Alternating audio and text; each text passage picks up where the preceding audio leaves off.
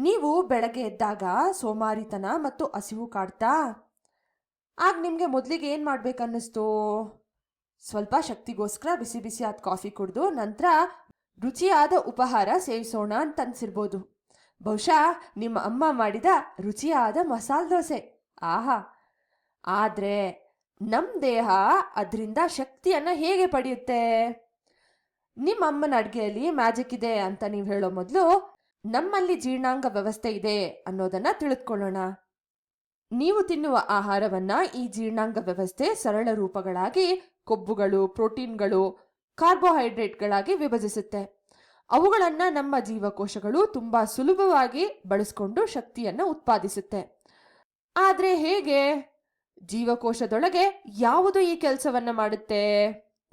ನಮ್ಮ ಜೀವಕೋಶಗಳಲ್ಲಿ ಒಂದು ವಿಶೇಷವಾದ ಕಣದಂಗವಿದೆ. ಅದನ್ನ ಮೈಟೋಕಾಂಡ್ರಿಯಾ ಅಂತ ಕರಿತೇವೆ. ಸಾಮಾನ್ಯವಾಗಿ ಇದನ್ನ ಜೀವಕೋಶದ ಶಕ್ತಿ ಕೇಂದ್ರ ಅಂತ ಕೂಡ ಕರಿತೇವೆ. ಈ ಅತಿ ಚಿಕ್ಕ ಕಣದಂಗವೇ ನಮ್ಮ ದೇಹಕ್ಕೆ ಶಕ್ತಿಯನ್ನ ಒದಗಿಸುತ್ತೆ ಮತ್ತು ಪ್ರತಿಯೊಂದು ಜೀವಂತ ಜೀವಕೋಶವನ್ನು ಚುರುಕಾಗಿರಿಸುತ್ತೆ. ಈ ಅದ್ಭುತ ಕಣದಂಗದ ಬಗ್ಗೆ ನಾವು ಮುಂದೆ ವಿವರವಾಗಿ ತಿಳಿದುಕೊಳ್ತೇವೆ. ಆದ್ರೆ ಅದಕ್ಕೂ ಮೊದಲು ಒಂದು ಪ್ರಶ್ನೆ. ನಾವು ಆಹಾರದಿಂದ ಶಕ್ತಿಯನ್ನ ಪಡಿತೇವೆ ಅಂತ ನಮಗೆ ತಿಳಿದಿದೆ. ಆದ್ರೆ ಆ ಆಹಾರದಲ್ಲಿ ಶಕ್ತಿ ಎಲ್ಲಿಂದ ಬರುತ್ತೆ? ಒಮ್ಮೆ ನಿಮ್ಮ ಕಣ್ಣುಗಳನ್ನು ಮುಚ್ಕೊಳ್ಳಿ. ನೀವು ಬೆಳಗ್ಗೆ ಏನಂತ ತಿಂದ್ರಿ ಅಂತ ಯೋಚನೆ ಮಾಡಿ. ಕಾಫಿ ಅಥವಾ ಚಹಾ ಕುಡಿದಿರ್ಬೋದು, ಅದು ಸಸ್ಯ ಉತ್ಪನ್ನ. ಬ್ರೆಡ್, ಚಪಾತಿ ಅಥವಾ ಮಸಾಲೆ ದೋಸೆ ತಿಂದಿರ್ಬೋದು, ಅದು ಗೋಧಿ ಅಥವಾ ಉದ್ದಿನ ಬೇಳೆಯಿಂದನೇ ಮಾಡಿರೋದು. ಅದು ಕೂಡ ಸಸ್ಯದ ಉತ್ಪನ್ನವೇ. ಇನ್ನು ನೀವು ಮಾಂಸವನ್ನು ತಿಂದ್ರಾ? ಆ ಪ್ರಾಣಿಯು ಕೂಡ ಸಸ್ಯಗಳನ್ನ ಅಥವಾ ಹುಲ್ಲನ್ನು ತಿಂದೇ ಬೆಳೆದಿರುತ್ತೆ. ಹೀಗಾಗಿ ನಮ್ಮ ಆಹಾರದ ಮೂಲ ಶಕ್ತಿ ಎಲ್ಲಿಂದ ಬರುತ್ತೆ ಅನ್ನೋದು ನಮಗೆ ಸ್ಪಷ್ಟವಾಗಿದೆ. ಸಸ್ಯಗಳು ವಿಶೇಷವಾಗಿ ಅಂತಿಮ ಶಕ್ತಿಯ ಮೂಲವಾದ ಸೂರ್ಯನಿಂದ ಶಕ್ತಿಯನ್ನ ಬಳಸುವ ಸಾಮರ್ಥ್ಯವನ್ನ ಹೊಂದಿವೆ. ಅದು ದ್ಯುತಿ ಸಂಶ್ಲೇಷಣೆ ಅಂದ್ರೆ ಫೋಟೋಸಿಂಥಸಿಸ್ ಎಂಬ ಪ್ರಕ್ರಿಯೆಯ ಮೂಲಕ ಸೂರ್ಯನ ಶಕ್ತಿಯನ್ನ ಆಹಾರವಾಗಿ ಪರಿವರ್ತಿಸುತ್ತೆ. ಈ ಭೂಮಿಯಲ್ಲಿರುವ ಎಲ್ಲಾ ಜೀವಿಗಳು, ನೀವು, ನಾನು, ಎಲ್ಲರೂ ಸಸ್ಯಗಳನ್ನ ಅಥವಾ ಸಸ್ಯ ಉತ್ಪನ್ನಗಳನ್ನ ಸೇವಿಸಿ ಅದರಿಂದ ಬರೋ ಶಕ್ತಿಯನ್ನ ಪಡೆದುಕೊಳ್ತೇವೆ.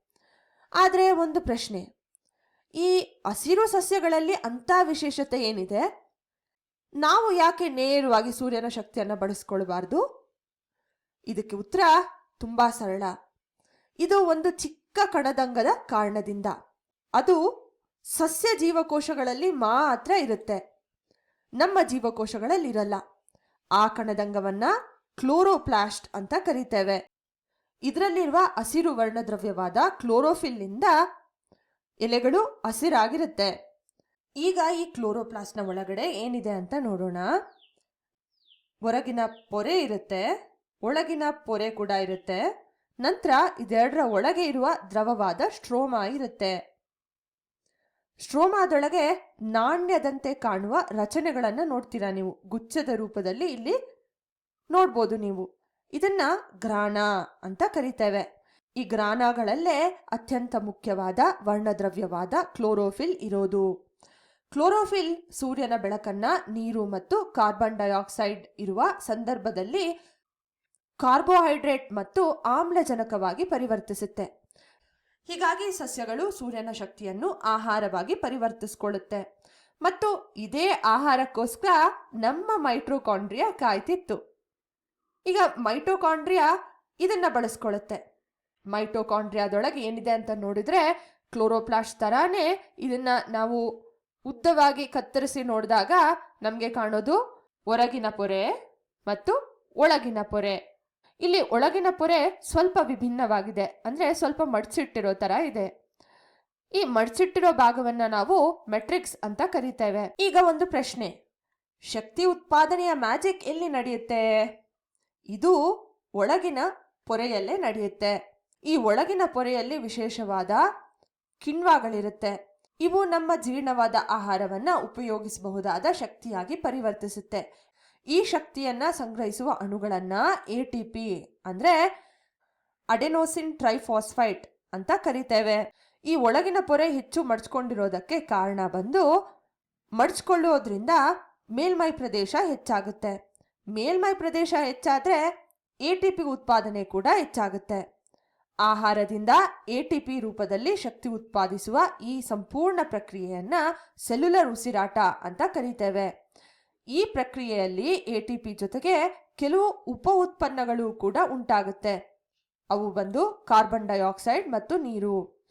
ಈಗ ಗಮನಿಸಿ, ದ್ಯುತಿ ಸಂಶ್ಲೇಷಣೆಯ ಉತ್ಪನ್ನಗಳು ಬಂದು ಕಾರ್ಬೋಹೈಡ್ರೇಟ್ ಮತ್ತು ಆಮ್ಲಜನಕ. ಮೈಟೋಕಾಂಡ್ರಿಯಾ ಇದನ್ನ ಬಳಸಿಕೊಂಡು ಶಕ್ತಿಯನ್ನ ಉತ್ಪಾದಿಸುತ್ತೆ. ಈ ಸೆಲ್ಯುಲರ್ ಉಸಿರಾಟದ ಉಪ ಉತ್ಪನ್ನಗಳು ಬಂದು ಕಾರ್ಬನ್ ಡೈಆಕ್ಸೈಡ್ ಮತ್ತು ನೀರು.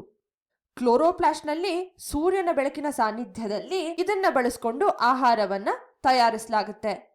ಹೀಗಾಗಿ ದ್ಯುತಿ ಸಂಶ್ಲೇಷಣೆ ಮತ್ತು ಸೆಲ್ಯುಲರ್ ಉಸಿರಾಟ ಪರಸ್ಪರ ಸಂಬಂಧಿತ ಪ್ರಕ್ರಿಯೆಗಳು. ಈ ಚಕ್ರ ನಿರಂತರವಾಗಿ ನಡೀತಾನೆ ಇರುತ್ತೆ. ಇದೇ ರೀತಿಯಲ್ಲಿ ಈ ಭೂಮಿಯಲ್ಲಿ ಜೀವನ ಮುಂದುವರಿಯೋದು. ಕ್ಲೋರೋಪ್ಲಾಸ್ಟ್ ಮತ್ತು ಮೈಟೋಕಾಂಡ್ರಿಯಾ ಎಂಬ ಈ ಎರಡು ಪ್ರಮುಖ ಕಣದಂಗಗಳು ತಮ್ಮ ವಿಶೇಷ ಸಾಮರ್ಥ್ಯದ ಕಾರಣದಿಂದ ಅನೇಕ ವಿಜ್ಞಾನಿಗಳ ಗಮನವನ್ನು ಸೆಳೆಯಿತು.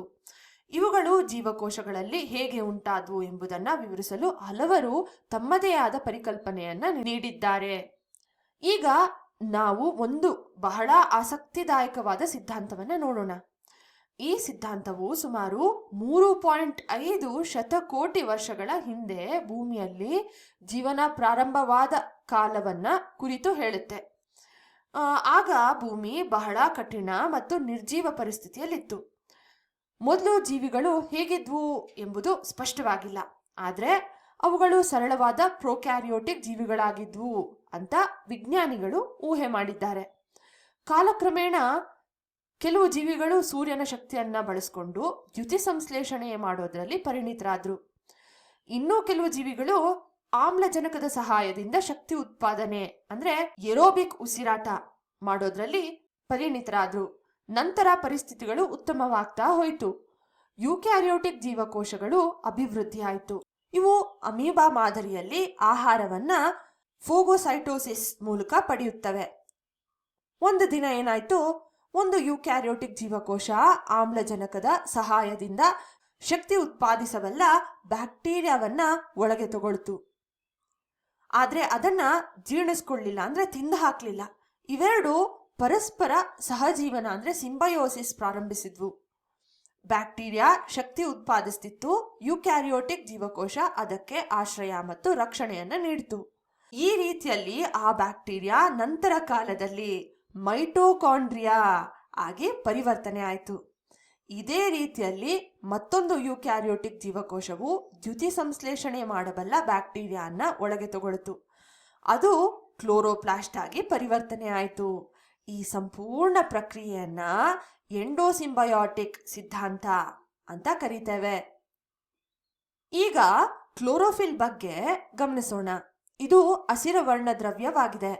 ಎಲೆಗಳಿಗೆ ಹಸಿರು ಬಣ್ಣವನ್ನ ಕೊಡುತ್ತೆ.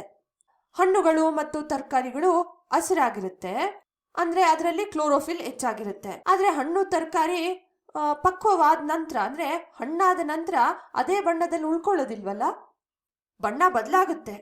ಈ ಸಂದರ್ಭದಲ್ಲಿ ಕ್ಲೋರೋಪ್ಲಾಸ್ಟ್ ಕ್ರೋಮೋಪ್ಲಾಸ್ಟ್ ಆಗಿ ಬದಲಾವಣೆ ಆಗುತ್ತೆ.